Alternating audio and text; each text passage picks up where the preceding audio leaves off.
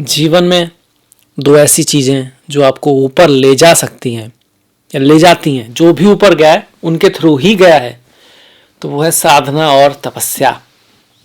साधना और तपस्या, साधना तपस्या और कुछ नहीं, हमारी जो इंद्रियां हैं ना, जैसे मन है, हमारी बुद्धि है, नेत्र हैं, हमारे कान हैं, ये इन सब का हमारे कंट्रोल में होना है।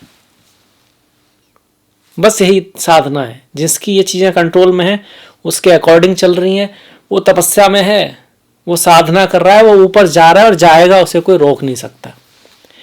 इसका उल्टा है बेखुदी, बेहोशी। अब वो बेहोशी भी है, वो उसका एक पार्ट है, पर बेहोशी का मतलब ही यही है कि आप अपनी जो फिजिकल सेल्फ है ना, उसके अंडर है, उसके नीचे काम कर रहे हैं, इच्छाओं के दबे हुए हैं, आप अपनी इच्छाओं के गुलाम हैं आप। ये बेहोशी है। इसको कई बार क्या कह सकते हैं, खूबसूरती की तरह दिखाया जाता है कई बार गानों वगैरह में, इस तरह का बेखुदी में सनम, ये सब जो भी हो रहा है ना, जिसके आप अवेयर नहीं हो रहे हो, आप कुछ कर रहे हो, चाहे खा रहे हो, पी रहे हो, सो रहे हो, जा रहे हो, जो भी कुछ कर रहे हो, जो भी बेखुदी और बेहोशी में हो रहा है, वो आपको नीचे ले जा रहा है। इवोल्यूशन में भी आप इसको समझ सकते हो, क्योंकि वो सारी चीज़ें आपको प्रकृति से आई हैं, जानवरों से आपने लाई हैं, और आपको ऊपर जाना है ना, तो अवेयरनेस की तरफ जाना है, साधना की तरफ जाना है, तपस्या की तरफ जाना है, मनुष्यता की तरफ जाना है।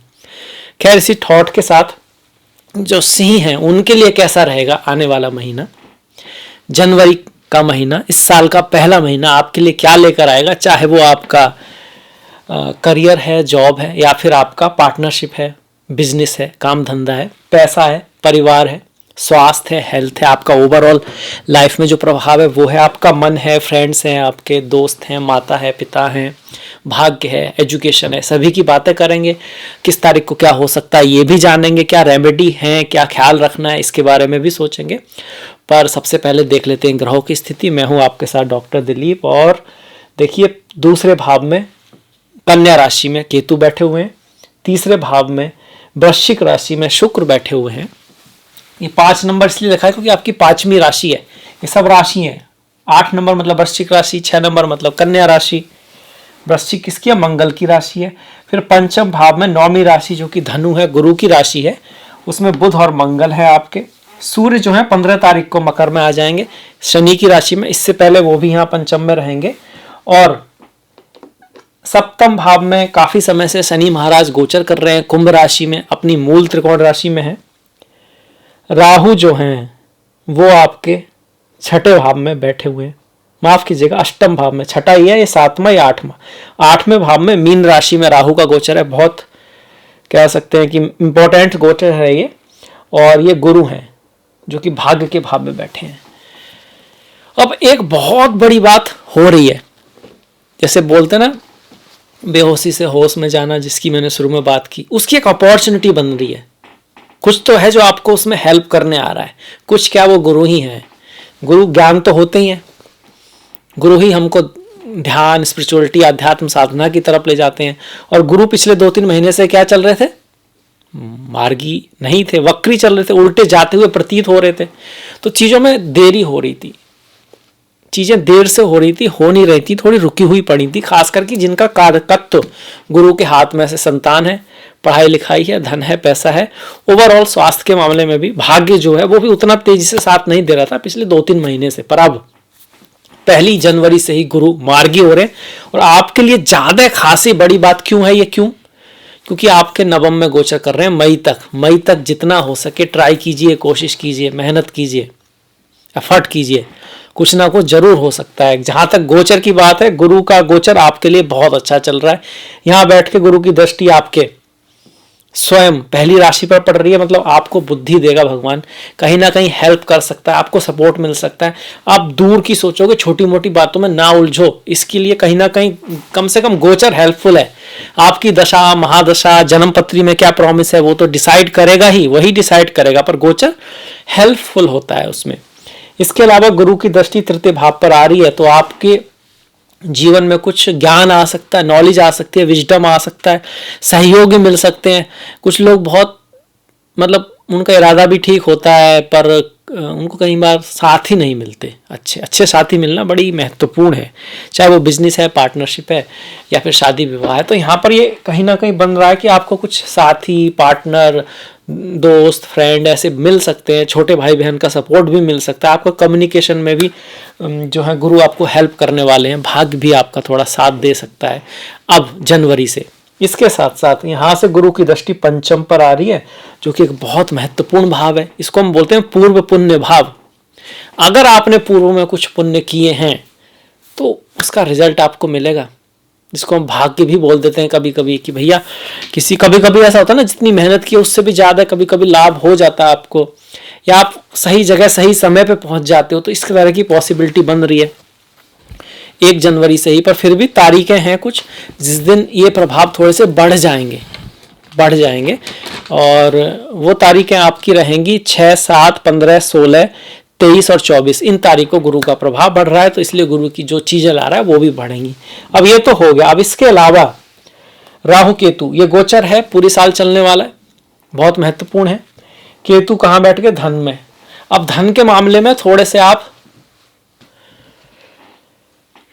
समझ के निर्णय लेना है। यहाँ पे आप बेखुदी में निर्णय ले सकते हो, इमोशन में निर्णय ले सकते हो।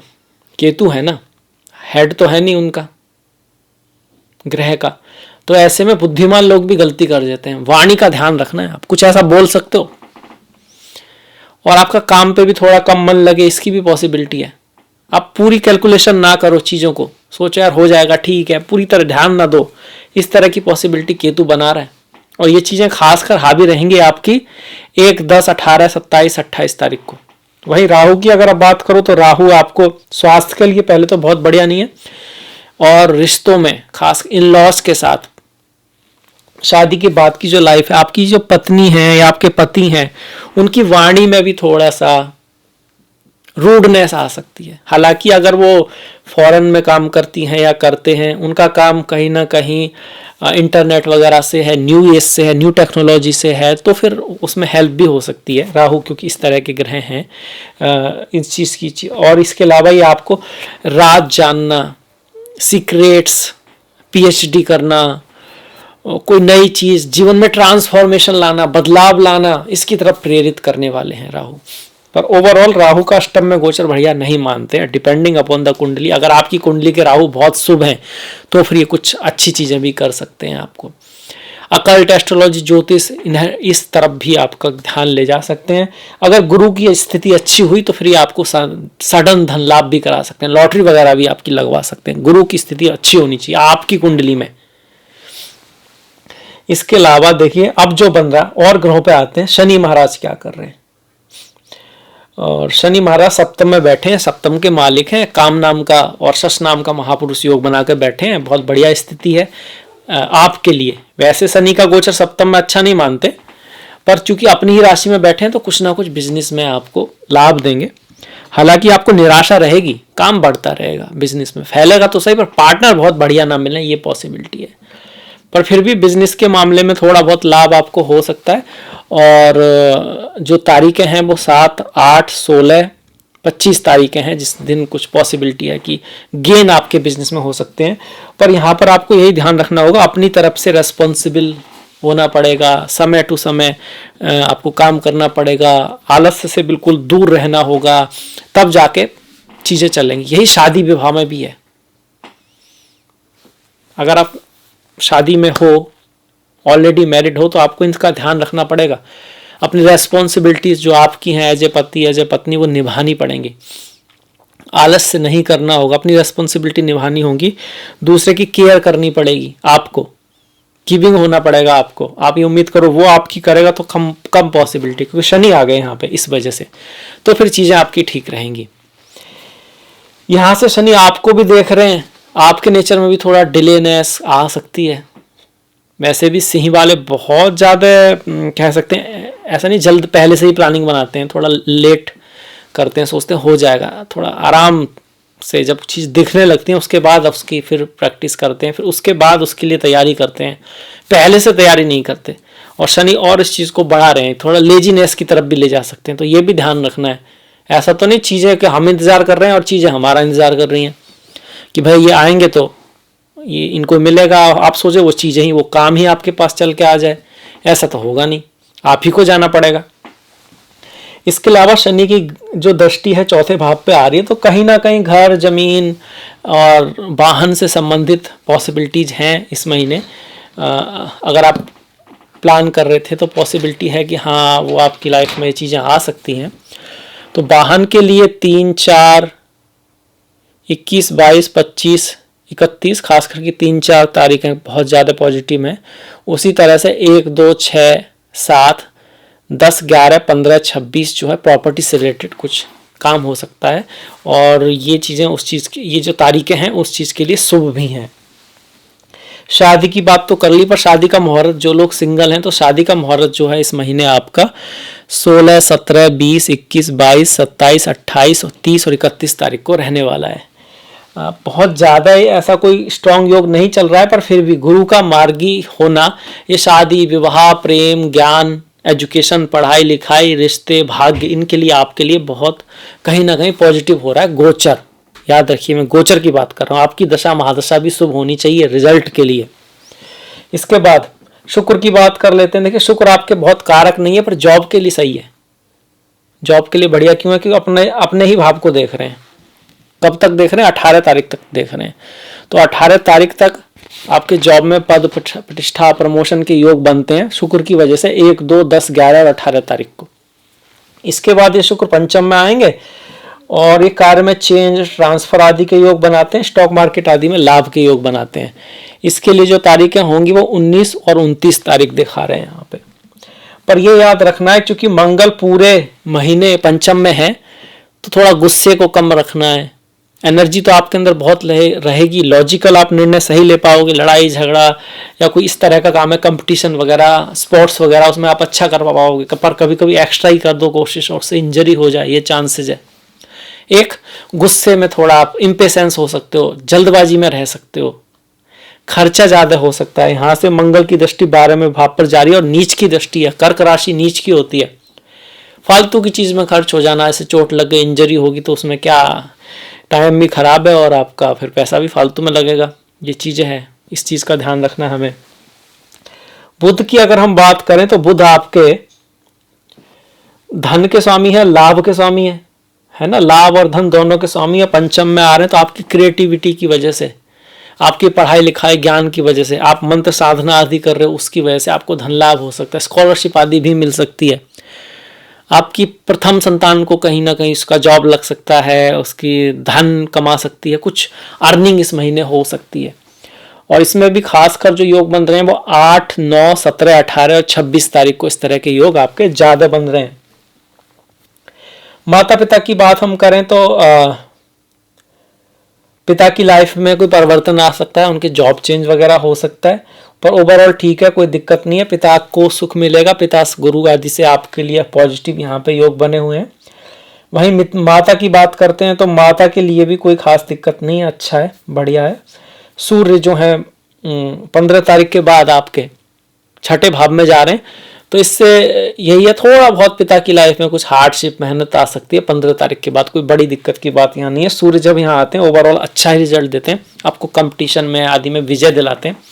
यहाँ से सूर्य की दृष्टि भी 12वें भाव पर है, तो 12वें भाव पर है, तो 15 तारीख के बाद कुछ खर्चा वगैरह, ट्रैवल वगैरह होने की संभावना बनती है। खास करके 20 तारीख, 29 तारीख, 28 तारीख और 30 तारीख को कोई ट्रैवल, कहीं भाग दौड़ आना जाना आपको पड़ सकता है। अब इसके बाद हम बढ़ते हैं आपके त्योहारों की तरफ। इससे पहले जो मुहूर्त हैं वो हम बात कर ही चुके हैं मेनली, पर फिर भी आपको किसी नई चीज़ की शुरुआत करनी है ना, इस तरह से पढ़ाई लिखाई के लिए विद्या आरंभ करना। चलिए विद्या की बात कर लेते हैं। एजुकेशन से संबंधित कोई नई चीज़ की स्टार्ट करनी है तो 5, 7, 12, 14, 21, 26, 31 ये सब आप कर सकते हो। कोई कोर्स वगैरह लेना है इस तरह का। अगर आपको किसी चीज़ को नाम देना है तो 3, 4, 7, 8, 11, 12, 17, 18, 22, 25 ये सब चीज़ें हैं। आपने कोई घर वगैरह लिया है और आप गृह प्रवेश करना चाहते हैं तो सिर्फ एक ही तारीख है, वो 3 तारीख जो है यहाँ पे दिखाई पड़ती है आपकी। और शादी विवाह के लिए जो शुभ तारीखें हैं इस महीने वो 16, 17, 20, 21, 22, 27, 28, 30, 31 तारीख हैं। ओवरऑल पूरे महीने अगर हम देखें तो 3, 6, 8, 12, 13, 16, 18, 20, 22, 25, 31 ये शुभ तारीखें जो है अगले महीने की। इनमें से भी 20, 22, 25 काफ़ी ज़्यादा शुभ है। अब पढ़ते हैं त्योहारों की तरफ। देखिए 14 तारीख की लोहड़ी है, तो लोहड़ी की आपको हार्दिक शुभकामनाएं। 15 तारीख का पोंगल और मकर संक्रांति है। सूर्य मकर राशि में जा रहे हैं तो ये बहुत बढ़िया बात है, बहुत अच्छी बात है, तो इसकी भी आपको शुभकामनाएं। 23 तारीख को सुभाष चंद्र बोस जयंती है। 26 को आपका रिपब्लिक डे है। 11 को पौष अमावस्या है। 25 को पौष पूर्णिमा है। 7 तारीख को सफला एकादशी है और 21 तारीख को पुत्रदा एकादशी है। ओम नमो नारायणाय, ओम नमो भगवते वासुदेवाय। पुत्रदा जनाचित, इसका मतलब क्या हुआ? ये हुआ कि भाई संतान प्राप्ति के लिए। 9 तारीख को भौमा प्रदोष व्रत है और 9 तारीख को ही मासिक शिवरात्रि है। 22 तारीख को सोमा प्रदोष व्रत है। चिदानंद रूपा शिवोहम शिवोहम। मनोबुद्धि अहंकार चित्तानि नाहम, चिदानंद रूपा शिवोहम शिवोहम। 29 तारीख को संकष्टी है। 11 तारीख को पौष अमावस्या है और 15 तारीख को मकर संक्रांति है। संक्रांति है, अमावस्या है, पूर्णिमा है, ये जो है ना, एकादशी है, ये सारे आपके जो त्योहार हैं ये खासकर फास्ट रखने के साथ साथ, तपस्या और साधना करने के साथ साथ दान करने के, हेल्प करने के लिए भी बहुत विशेष होते हैं। और इससे एक हमारा एक क्या बोलते हैं, आदत बनती है। धीरे धीरे आदतें ही कब आपका कर्म बन जाती हैं और आपका कर्म कब का भाग्य बन जाता है आपको पता नहीं लगता। तो इसलिए भी ये महत्वपूर्ण है। मुझे आशा है कि आपको ये वीडियो अच्छा लगा होगा, पसंद आया होगा। आपने अंत तक ये वीडियो देखा, इसके लिए आपका दिल से बहुत धन्यवाद। अगले वीडियो में आपसे मुलाकात होगी। तब तक के लिए आप कुछ ना कुछ अच्छा सीखते रहें, देखते रहें, अपना ख्याल रखें, अपनों का ख्याल रखें और कुछ ना कुछ बढ़िया करते रहें। नेक्स्ट वीडियो तक आप सभी का धन्यवाद। नमस्कार।